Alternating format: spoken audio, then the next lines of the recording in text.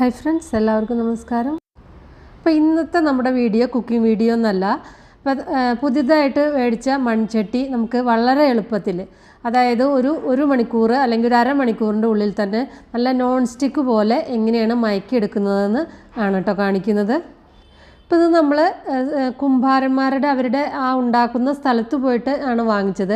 അപ്പോൾ അവർ പറഞ്ഞു തന്ന ആ ഒരു ടിപ്പാണ് കേട്ടോ. ഈ ഒരു രീതിയിൽ നമ്മൾ മയക്കിയെടുത്ത് കഴിഞ്ഞാൽ മണ്ണിൻ്റെ ചുവ ഒട്ടും ഉണ്ടാവില്ല. അതുപോലെ തന്നെ നല്ല നോൺ സ്റ്റിക്ക് പോലെ തന്നെ നമുക്കിത് മയക്കിയെടുക്കാൻ പറ്റുന്നു. വേറെ രീതികളിലൊക്കെ നമ്മൾ ഇതുപോലെ ഇങ്ങനെ മയക്കിയെടുത്താൽ ആദ്യമൊക്കെ ഉണ്ടാക്കുമ്പോൾ മണ്ണിൻ്റെ ചുവ കുറേശ്ശെ എന്തായാലും ഉണ്ടായിരിക്കും. ഈ ഒരു രീതിയിൽ ചെയ്താൽ ഒട്ടും ഉണ്ടാവില്ല കേട്ടോ. അപ്പോൾ ഇത് ആ കുംഭാരന്മാർ അല്ലെങ്കിൽ ആ പാത്രം ഉണ്ടാക്കുന്ന അവർ തന്നെ പറഞ്ഞെന്ന കാരണം നമുക്കിത് എന്തായാലും നല്ലൊരു റിസൾട്ട് തന്നെ കിട്ടും. അത് യാതൊരു സംശയവുമില്ല. അപ്പോൾ ഞാൻ ഇതുപോലത്തെ 2 മൺപാത്രങ്ങളാണ് വാങ്ങിയിരിക്കുന്നത്. ഒന്ന് ചട്ടിയും പിന്നെ ഒന്ന് ഞാൻ എനിക്ക് വേണ്ടിയിട്ടല്ല അമ്മയ്ക്ക് വേണ്ടിയിട്ട് മേടിച്ചതാണ്. ഇതിങ്ങനെ ചോറൊക്കെ വെക്കാൻ വേണ്ടിയിട്ട് അമ്മയ്ക്കൊരു കലം വേണമെന്ന് പറഞ്ഞപ്പോൾ അങ്ങനെ ഒരു കലം മേടിച്ചതാണ് കേട്ടോ.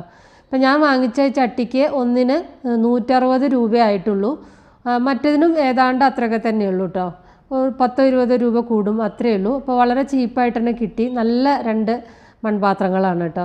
അപ്പോൾ അവിടെ തന്നെ അവർ തന്നെ പറഞ്ഞതാണ് എങ്ങനെയാണ് അത് മയക്കിയെടുക്കേണ്ടതെന്ന്. അപ്പോൾ ആ ഒരു രീതിയിലാണ് ഇപ്പോൾ ഞാൻ മയക്കിയെടുത്ത് കാണിക്കുന്നത് കേട്ടോ. അവർ പറഞ്ഞതാവുമ്പോൾ പിന്നെ നമുക്ക് വേറെ അത് പിന്നീട് ഒരു പ്രോബ്ലം ഉണ്ടാവാൻ ചാൻസ് ഇല്ല.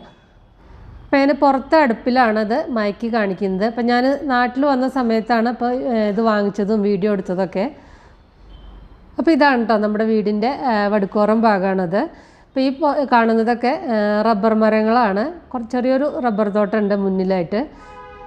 അപ്പോൾ ഇവിടെ ഇരുന്നിട്ട് ഭക്ഷണം പാകം ചെയ്യുക അല്ലെങ്കിൽ വെറുതെ ഇരിക്കുമ്പോഴൊക്കെ സമയം പോകുന്നത് അറിയില്ല.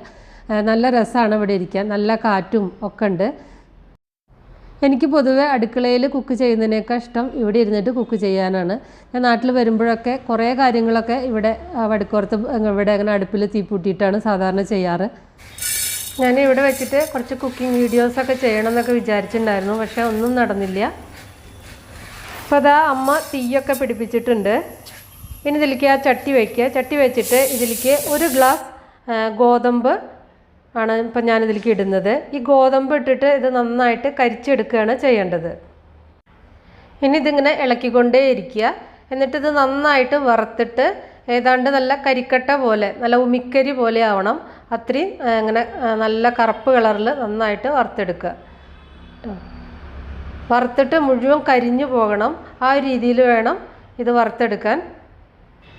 ഇതിൻ്റെ ഒരു കാര്യം എന്താണെങ്കിൽ ഇത് നമ്മൾ ആദ്യം കാണുമ്പോൾ നല്ല ചുവന്ന കളറിൽ നല്ല ഇതായിട്ടുള്ള ചട്ടിയായിരിക്കും. പക്ഷെ നമ്മളിത് വറുത്ത് ഇതേപോലെ ഈ ഒരു രീതിയിൽ നമ്മൾ മയക്കിയെടുക്കുമ്പോൾ ആ ചട്ടിയുടെ സ്വാഭാവികമായിട്ടുള്ള റെഡ് കളർ മാറിയിട്ട് ഇത് കറുത്ത കളറാവും. അതായത് ചുട്ടെടുത്ത ആ ചട്ടിയുടെ ആ ഒരു കളറായിരിക്കും കേട്ടോ.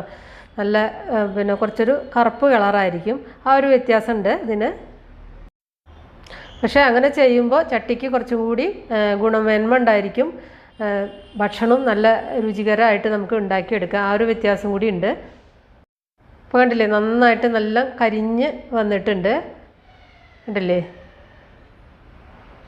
ഈ ഒരു പരുവത്തിലെത്തുമ്പോൾ ചട്ടി അടുപ്പിൽ നിന്ന് മാറ്റിയിട്ട് ഈ കരിഞ്ഞതെല്ലാം നമ്മൾ പുറത്തേക്ക് കളയുക.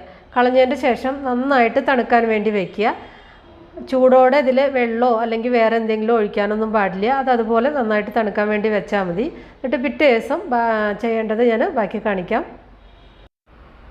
പിറ്റേ ദിവസം ആ ചട്ടിയിൽ നിറച്ചും വെള്ളം എടുത്തിട്ട് വീണ്ടും അടുപ്പത്ത് വയ്ക്കുക. എന്നിട്ട് നന്നായിട്ടൊന്ന് തിളപ്പിക്കുക. ഈ തിളപ്പിച്ചിട്ട് ഈ വെള്ളം അങ്ങോട്ട് കളഞ്ഞാൽ മതി. കളഞ്ഞതിന് ശേഷം ഈ ചട്ടി നന്നായിട്ട് ഉരച്ച് അതിലത്തെ ആ കരിയും അതൊക്കെ കളയുക കേട്ടോ. അപ്പോൾ തലേ ദിവസം നമ്മൾ ഗോതമ്പൊക്കെ ഇട്ടിട്ട് നന്നായിട്ട് കരിച്ച് ഗോതമ്പ് കളഞ്ഞിട്ട് പിറ്റേ ദിവസം ചട്ടിയിൽ വെള്ളം ഒഴിച്ചിട്ട് ഇങ്ങനെ തിളപ്പിക്കുകയാണ്. അപ്പോൾ ആ വെള്ളം ചൂടോടെ തന്നെ അവിടെ കളഞ്ഞു.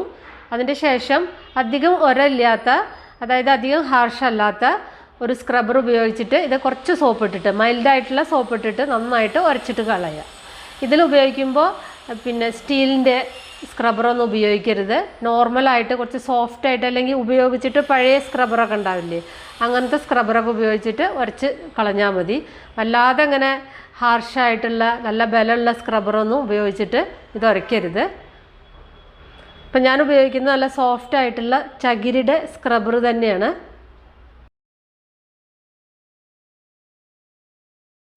പിന്നെ ഇതിൻ്റെ ഒരു ഇതെന്താണെങ്കിൽ നമ്മൾ ആദ്യം ചട്ടി കാണുമ്പോൾ നല്ല ചുവന്ന് തൊടുത്ത നല്ല സുന്ദരിയായിട്ടുള്ള ചട്ടിയായിരുന്നു. പിന്നെ നമ്മൾ ഇങ്ങനെയൊക്കെ ചെയ്തപ്പോൾ അതിൻ്റെ അത് ചുവന്ന് തുടുപ്പൊക്കെ പോയിട്ട് ഇപ്പോൾ കറുത്ത കളറായി എന്നുള്ള ഒരു ഇത് മാത്രമേ ഉള്ളൂ. പക്ഷേ സംഭവം നല്ല സൂപ്പറാണ്, അടിപൊളിയാണ്. കുറച്ചും കൂടി നന്നായിട്ട് എല്ലാ സൈഡിലും ആക്കി കഴിഞ്ഞാൽ ഫുള്ളായിട്ട് വേണമെങ്കിൽ കറുപ്പ് കളറാക്കി എടുക്കാനും പറ്റും കേട്ടോ. ഇപ്പോൾ റേഷൻ്റെയൊക്കെ ഗോതമ്പ് നിങ്ങളുടെയൊക്കെ കയ്യിലുണ്ടായിരിക്കും, അതെടുത്താൽ മതി. പിന്നെ ഗോതമ്പ് തന്നെ കുറേ പഴതൊക്കെ ആയിട്ട് കീടൊക്കെ വന്നിട്ട് കേടുവരുന്ന ഗോതമ്പൊക്കെ ഉണ്ടാവില്ലേ, അതൊക്കെ ഇതിന് ഉപയോഗിക്കാൻ പറ്റും കേട്ടോ. ഈ വലിയ തരത്തിലുള്ള ഗോതമ്പില്ലെങ്കിൽ വലിയ തരത്തിലുള്ള ഇങ്ങനെ നുറുക്ക് കഷ്ണമായിട്ടുള്ള നുറുക്ക് ഗോതമ്പ് എടുത്തിട്ടും ഇങ്ങനെ ചെയ്യാവുന്നതാണ്. അപ്പോൾ ഇതാ നല്ല സൂപ്പറായിട്ട് നല്ല നോൺ സ്റ്റിക്ക് പോലെ മയങ്ങി കിട്ടിയിട്ടുണ്ട്. അപ്പോൾ ഇത് അടുപ്പിൽ വെച്ചിട്ടാണ് കൂടുതൽ ഇഫക്റ്റീവായിട്ട് നമുക്ക് ചെയ്ത് എടുക്കാൻ പറ്റുക. അല്ലാത്തവർക്ക് ഇത് ഗ്യാസ് അടുപ്പിൽ വെച്ചിട്ടും ചെയ്യാവുന്നതാണ്. അപ്പോൾ ഇനി നമുക്ക് വേറൊരു വീഡിയോ ആയിട്ട് വീണ്ടും കാണാം. താങ്ക്